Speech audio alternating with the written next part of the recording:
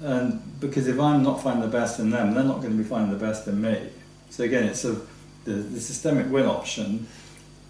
When you also have enough truth in the conversation, you can say, well, that bit troubles me. Yeah.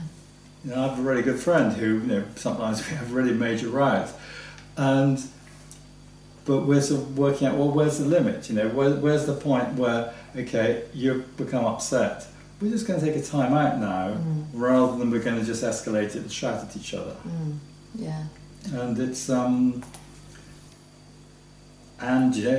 it's really difficult. I mean, I'm going to say, you need a third person. A lot of the time is when part of the thing is when things are going well, it's really nice with two people. When things start to go wrong, you actually need an outside help. You need some facilitation. And I would say it's in some ways back to the thing you were saying about the independence and the interdependence. We need to do a lot more stuff in threes. And this idea, two's company, three's a crowd, that's a really bad idea. Yeah. And it's just not true. Yeah. This goes back to our basic big definition of collaboration, that the 3 is the magic number, because you're going to get 3 different viewpoints in order to create something that on their own independently they wouldn't even have discovered. And it just it makes sense, doesn't it? There's always got to have that third eye. I'm also going to say that the third person in some ways can represent the whole. I mean, so in some mediation and facilitation situations, the sort of two individuals are almost like in their positions. Well, if the third person could just be a third position, but if they do that holding, that containing it, or analogy I sometimes use is, if you look at a coin, what's on one side is very different from the other, and you ask the person to describe, in their position, they're one side of the coin, the other person the other side of the coin, and the whole coin is both. And so that's the third person can really help the two people see the whole picture, not just the one side. Yeah, definitely. I'd like to. I want to challenge. Do you think there's a branding issue with the name Systemic Win? Because I find it. Some people love it and some people hate it, and you're one of those bad people who hates it. No, I don't hate it. But I think it might get in the way of more people getting it. Do you think? I mean, is systemic. I'm creative. I came up with the name BeCollaboration at the time. No one went, yeah, that's great. Everyone went, that's a bit of a. So don't worry. Well, you tried javelin. No, but everyone says that. That was the working title, right? Because they had to call it, because there's something about naming it. I think there's something really important you said earlier on, and I remember you saying this. So correct me if I'm wrong. You said a bit like gravity. Until someone called it that, it wasn't something that we could have a clear understanding of. And I guess we still don't really have a clear understanding of gravity. But the point is, when we say gravity now, everybody kind of has understanding. Let go of something, things go down, and that's why we're not floating around. Now I think we're by naming something, it's a distinction. It starts to put it into common parlance, but also it's a bit like understanding. If you don't know the name of a person, it's really difficult to refer to them. You have to describe. The guy with the you can't come with all that. Well, we can say, it's Erkan. Yeah, it's really straightforward. Naming is such a fundamental thing, but it's also a problem because sometimes because you've named it, you think you know it, or you know the person. But I just haven't found a better word because it is systemic. Because it's not just me and you. It's not linear. It is about the different levels. And we can win or we can lose. And something I want to talk about is the idea that life is a game and the different types of game that we can play. But as I said, I just like the idea that the words actually do relate to what we're talking about. It is systemic, and we can be winning or we can be losing. I think it's a bit like and I'm not. Listen, I think we should get a better name if we can get one. If you can get one. What is your? I don't understand what your. Well, I think the thing with systemic's a bit of a. Don't know what that is. Yeah, systemic to me, I think it kind of alienates straight off the bat. I think it kind of gets people going, well, that's going to be too complicated. It's systemic. Hear from a man that wants to call his company Anarchy.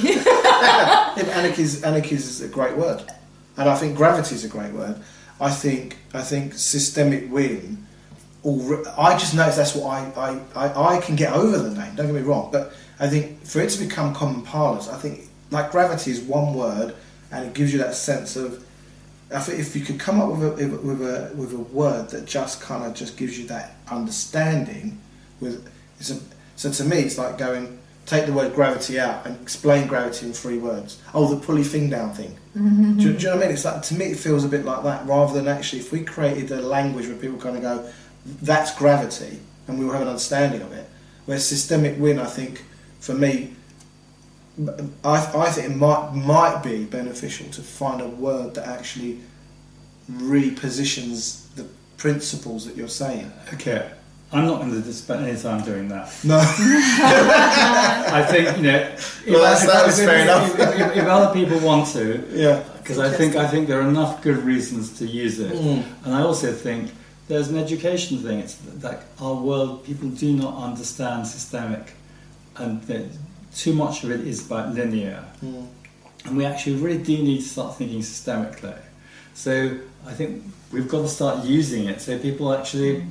So you think in some ways, no, we've got to use this language because it kind of articulates it in a way that right now is the best way we can do it. Yeah, and if someone came up with some other word that was just amazing, of course, I'd actually be interested to have a competition. Some people call it systemic win, some people are calling it something else. I'll tell you where I'm coming from. I've been doing quite a bit around Ikigai, which is the principles of 4 circles that interlock, that says find what you love doing, really be good at it, make sure there's demand in the world for it, and get paid. And in the middle is a sweet spot, Ichigai, right? And the definition of Ikigai is reason for being. Right. Now, to me, I think we've got the reason for being bit of systemic win. Is that systemic win? But if you had a word that would just that kind of pulls it all together, then that's what we're talking about. And maybe it's semantics, I don't know. I mean, I also think there's this almost like a branding thing. It's like, there are lots of words that didn't have any particular meaning, and enough people invest in them, and it has that meaning. Yeah, so I agree. So that's why I'm not going to put any more effort into it. Yeah. Is that something you've been challenged on previously, or do you find it's not really? What I find is that some people struggle with it. I've got an organic farmer friend who, because of systemic weed killers, doesn't like the word straight away. But that's a really unusual one. Yeah. I think on the whole, systemic is just the systems that we're part of are just so beautiful. I'd like us to be thinking systemically. I mean, it's a bit like, to me, the difference between being self-interested and systemically self-interested. We do actually need that interest to be going out and out and out. So, I think systems thinking is just, if we don't start doing systems thinking seriously, our world's in trouble. So in terms of, how long have you been working on systemic win as a concept, even before it maybe had that name? Well, I couldn't quite work out. I've had the name for at least 15 years. Right. Okay. So this is not a fly by night. No. How? This is a. I'm going to ask the question. Yeah, go for it. Why haven't you got? Why? It's because we've gone to people about BeCollaboration and they go, 60 members. You should almost like ashamed of yourself to get out of it. Right? Why do you feel maybe you haven't got further than you would have liked to? What do you think's missing? Is it conditions? I think it's many deficiencies in Paul. Yeah. But let's go. But I imagine there is in all of us. But what do you think? It's also timing. Do you think maybe it's the consciousness that? Well, you see, one of the things that I started this from really an environmental perspective, and I was expecting environmentalists to really be interested in it, and Green Party and so on. And there's a level at which I think it's the people I've expected to support it. Some of my friends say, "Well, I'm sort of doing systemic win," and I know lots of people are trying to make the world better and things.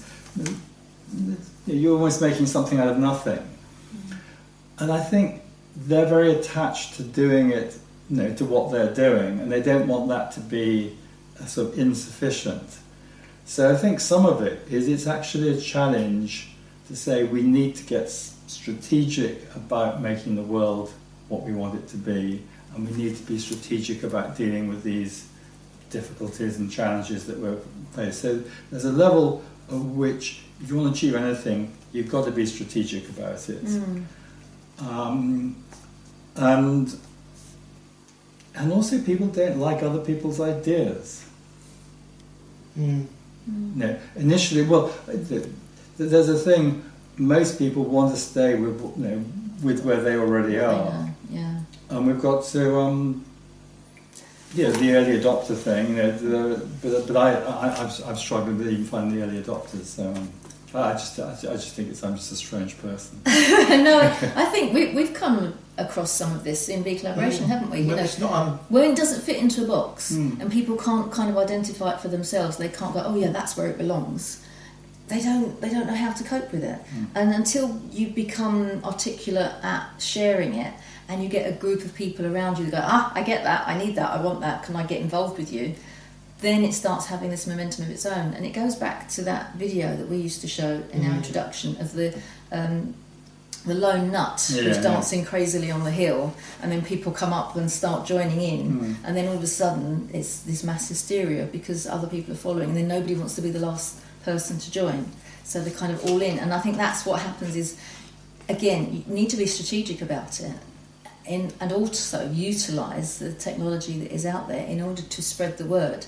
But first of all, we've had issues with this, is identifying the message. When the message is really clear cut and it goes out and everybody can repeat it, but I was saying earlier, say it so you can say it to a 5-year-old, then all of a sudden it gets momentum and it starts moving and it starts going, oh, actually this is quite good. And then all of a sudden people start saying, oh, you're part of that thing. Oh, you're the one that started. Oh, I've heard about that.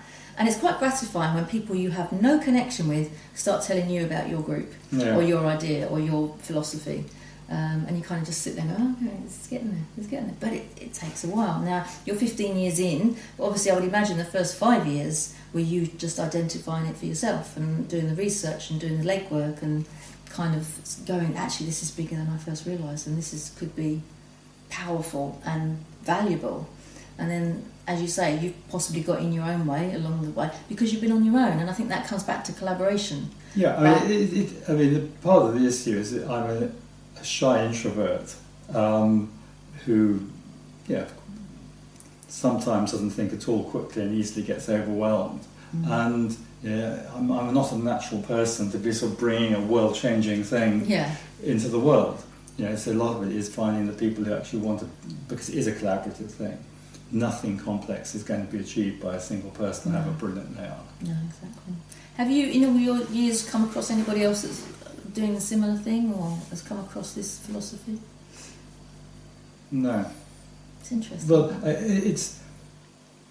I came across this thing from Sweden called the natural step, an extraordinary Swedish doctor and scientist and researcher called Karl-Henrik Robert. And he's come up with this amazing system for how we get to sustainability and on a sort of science basis and all the rest of it. But the bit I noticed was that the bit about how to deal with people was weak. And the whole system has not taken off because that fourth system condition for sustainability, they don't know how to do it. So really I designed systemic win to be the missing link in that system. So right now, is there like a white paper that you've written up? Is there like is it all up here? I mean, how does if I wanted to, if someone's watching now and they wanted to do further research on it, other than get in touch with you personally, I mean, is there anything that there isn't a coherent body of written stuff about it. There's a website that's been that's in the process of being developed. Essentially, people have to talk to me. I think it's opposite. I just want to talk to people. That's lovely. That's lovely. But also, I mean, I'm very interested in the people who want to spread the word. I don't want it to be Paul's systemic win. I'm not interested in that. Well, that'd be a kind of contradiction of the whole thing, wouldn't it? But I mean, the most important thing, really the starting point of systemic win is who is not collaborating with you as you need them to collaborate for something that's really important to you. Well, I'm going to ask you a question based back to on that. I think there's something that you've brought up a few times. I've heard it, and I think you're missing a trick. Only one. He's just been kind of. No, I'm always kind to you. Right? So to me, there's this thing about how we react and how that reaction is embedded in our identity.